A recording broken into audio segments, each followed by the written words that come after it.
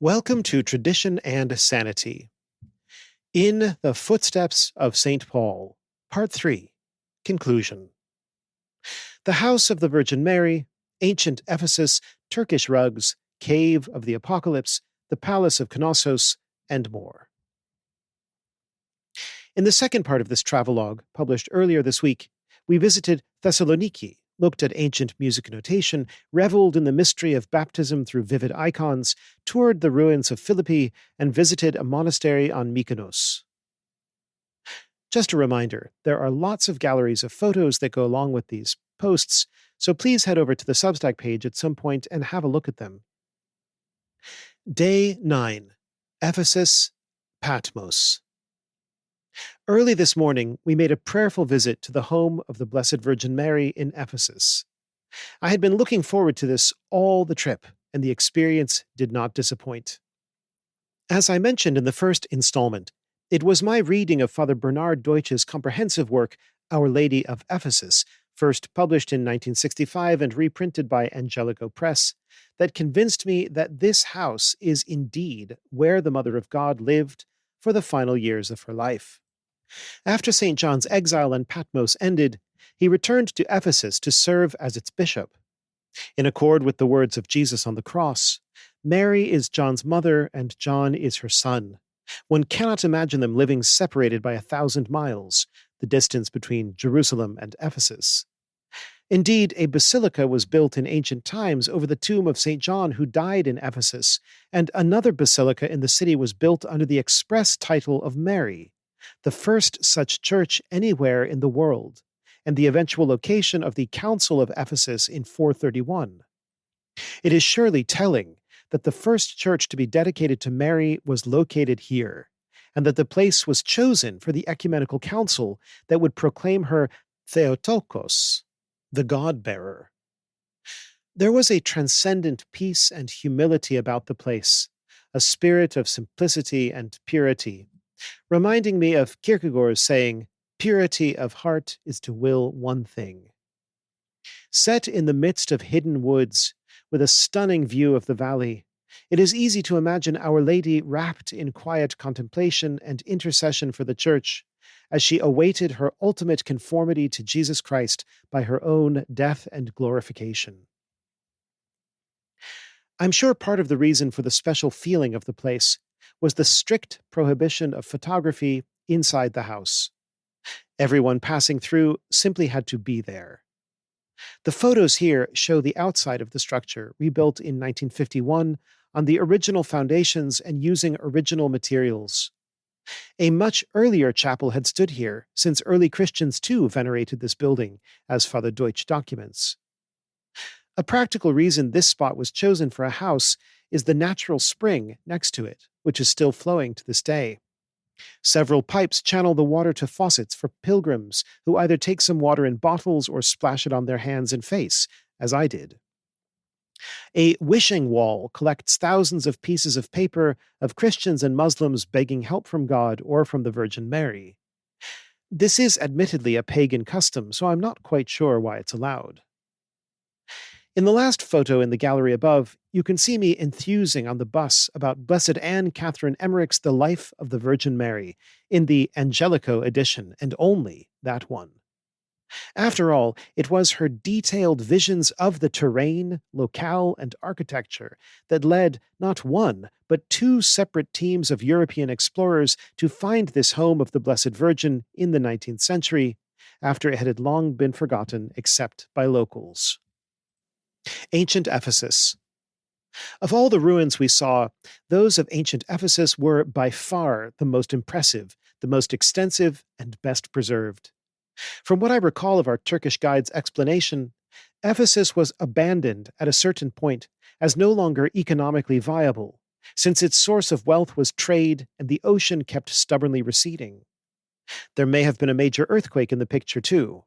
It seemed like every place we visited had been felled by an earthquake or several earthquakes. As a result, the ancient city was abandoned and its materials were never ransacked to build something else nearby. When modern archaeologists got around to digging out Ephesus, they found the boulevards, buildings, temples, mosaics, all very much intact. It was a wonder to behold, and of course, one of the seven wonders of the ancient world was here, the Temple of Artemis. St. Paul got in big trouble in Ephesus concerning Artemis, as you can read in the Acts of the Apostles. Of course, when you look at what's left, you keenly feel the vanity of human empires. Someday, the USA will look like this to a future civilization that digs it up, if the world lasts that long. Our last stop in the half day we spent in Turkey was at a place dedicated to making and selling handmade Turkish rugs. The demonstration of the technique was mind-boggling, and the rugs themselves were extraordinary. Here's a brief video montage put together by Jeff, one of my fellow pilgrims. Patmos.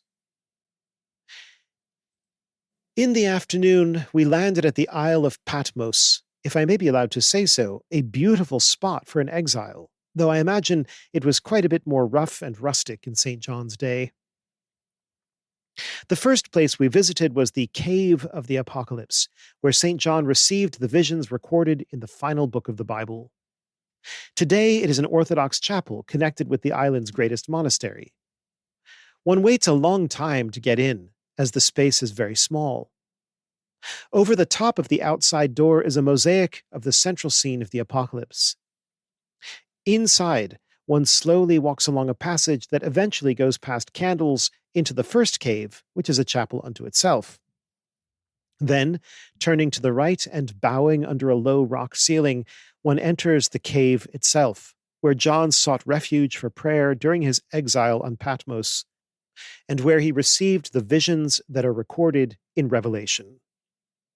The little fenced-off area in the corner is where John would sit, resting his head against the rock in meditation. After visiting the cave, we went a bit further into the island to visit the holy monastery of St. John the Theologian. What a place! The frescoes and the icons are gorgeous past all imagining. I did not realize that the Greek Orthodox celebrate a kind of Assumption of John, parallel to that of the Virgin. You can see that depicted in these frescoes. One of the highlights of the trip for me was the museum attached to this monastery. We had less than an hour in it, and I could easily have stayed all day long. The many manuscript highlights included a Book of Job manuscript from the 9th century, a Gregory of Nazianzen from the 10th century, a Gospel lectionary from the 12th century, a 14th century 4 Gospels, the Codex Purpureus, a fragment of the Gospel of Mark from the late 5th or early 6th century, the patriarchal and synodical Sigillion of Sophronius of Constantinople from 1780, the privilege of Charles VI Emperor in favor of the monastery, 1727. Oh, and the chrysobull of Alexios I Komnenos, granting the entire Isle of Patmos to St. Christodoulos, founder of the monastery in the year 1088. These were amazing manuscripts to see. Some additional items from the museum, I will try to limit myself.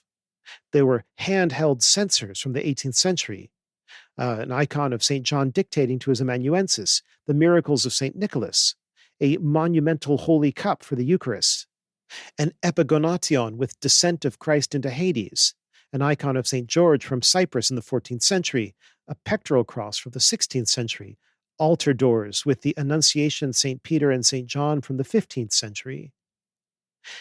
That night, I was dreaming of Byzantine liturgical splendor. To me, it fits right alongside Latin liturgical splendor, but, alas, we see a lot less of that nowadays. Day 10, Heraklion, Santorini.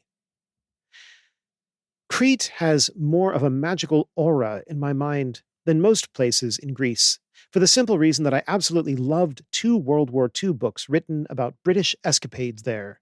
Books I would absolutely recommend for anyone who loves page-turning adventures of daring do. W. Stanley Moss's Ill Met by Moonlight, and Zan Fielding's Hide and Seek, the story of a wartime agent. We only had a few hours here, so it wasn't as if I could explore Crete, but at least I had a taste of it. When the Muslims invaded Crete, they converted Heraklion's church of St. Mark into a mosque. When the Cretans kicked out the Muslims sometime later, they returned the compliment by converting a newly built mosque into a church.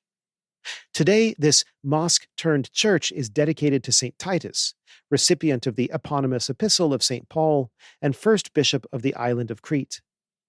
Titus's skull has survived due to Venetian protection.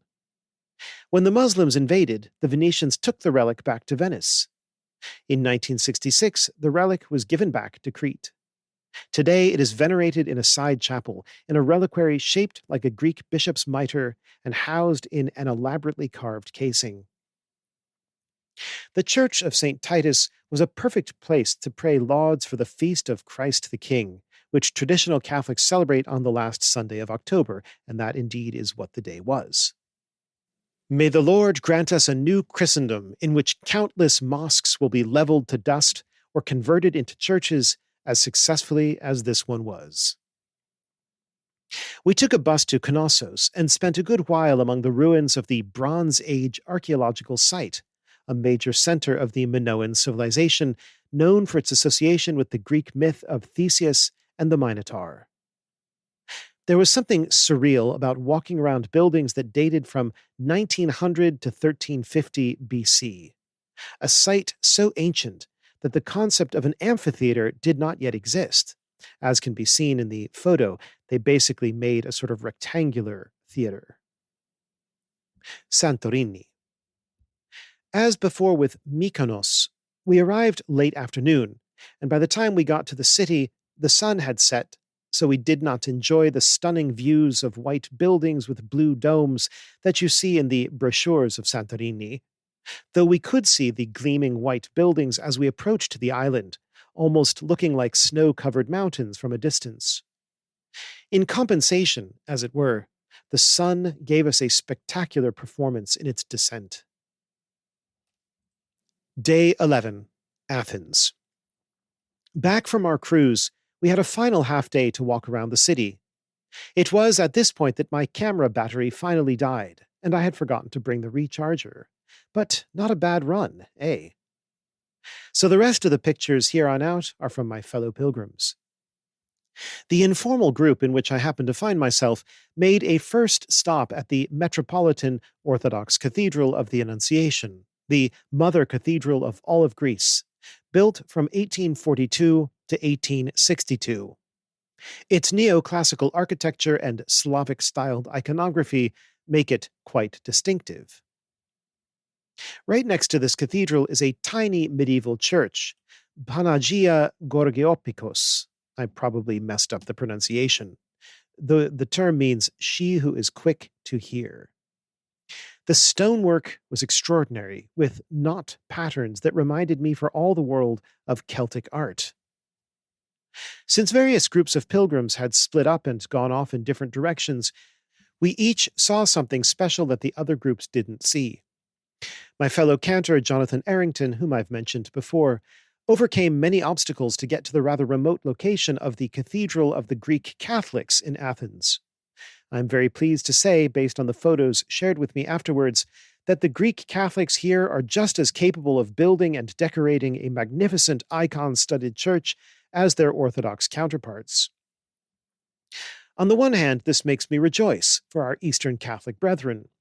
On the other hand, it makes me wonder again, with a groan, what in the world went wrong with the West, that we took the perilous exit to Renaissance naturalism and ended up centuries later with incoherent jumbles of sappy sentimentalism or lifeless, barren barns of modernism.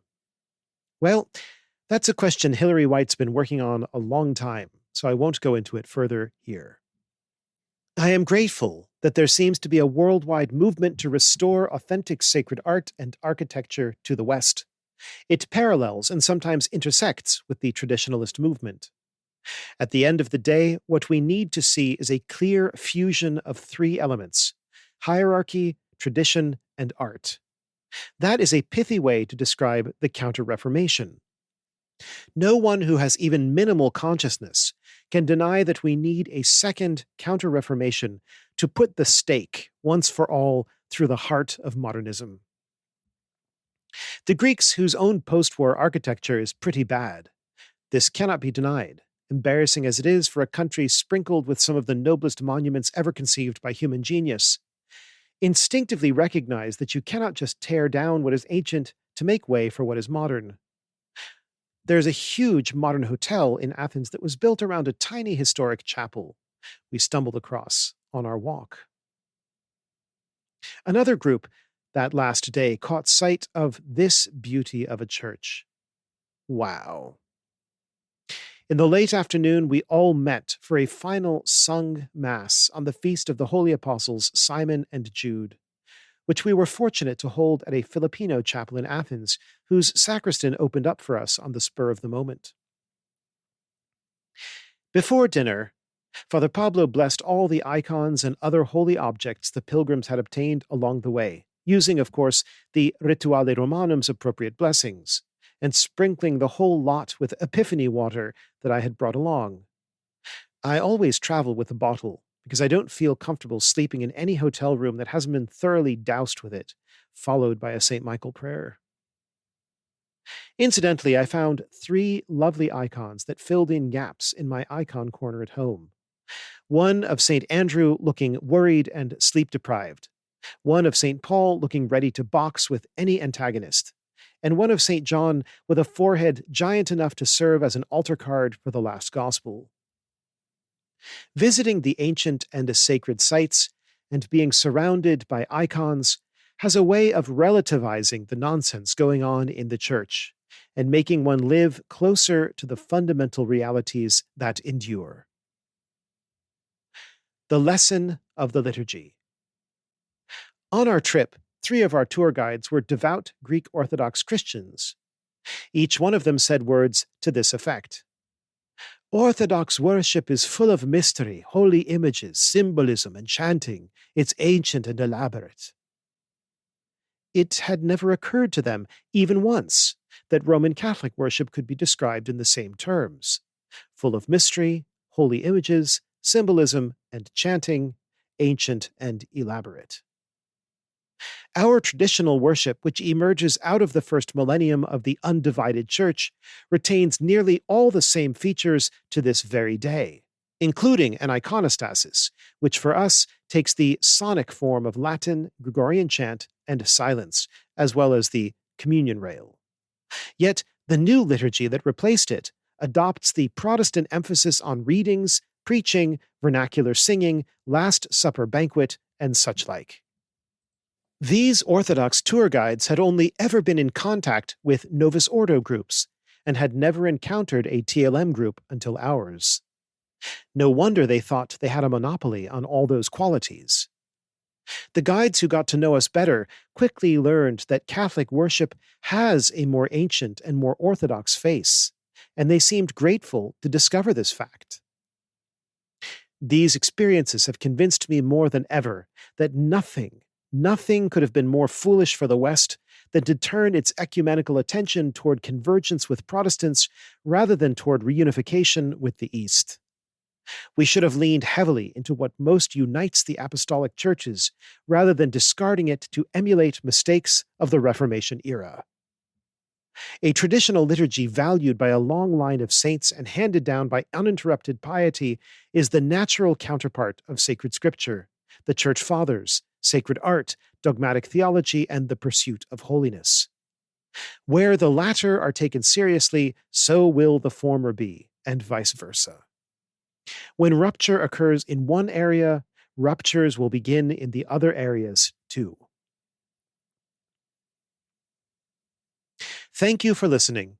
May God bless you, and may our most holy, pure, blessed, and glorious Lady, the Theotokos and ever Virgin Mary, intercede for you and yours this Advent.